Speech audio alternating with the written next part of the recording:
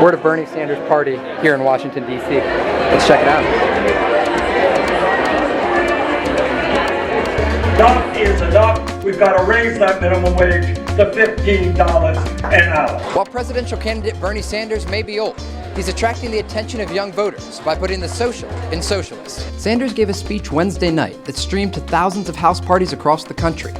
As supporters of the campaign gathered, we sat down for a drink with some of the youth fueling his 2016 race. You look at the past midterm election, the number of young people who voted, it was pretty abysmal, so I think it's really important that we get them engaged and get them to care, and these events are such a cool social event. Speaking to the millions of college voters across the country, Sanders stressed how important free tuition is in his vision for America.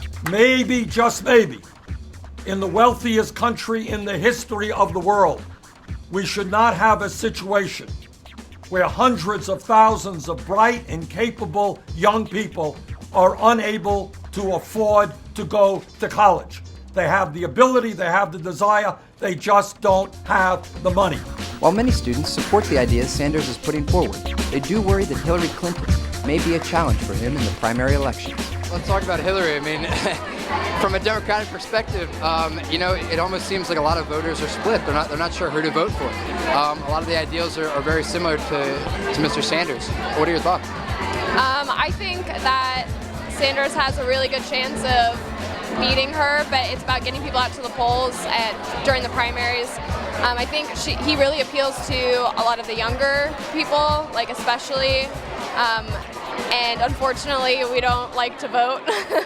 So I think it's going to be really important to have him, or have younger people go out and vote to make sure he stands a chance against Hillary. Sanders appeared confident in his chances as he thanked his followers for making more than 3,500 house parties happen across the country. As you can see, supporters here are hoping they can take this party all the way to the White House. For News to Share in Washington, this has been Trey Yingst.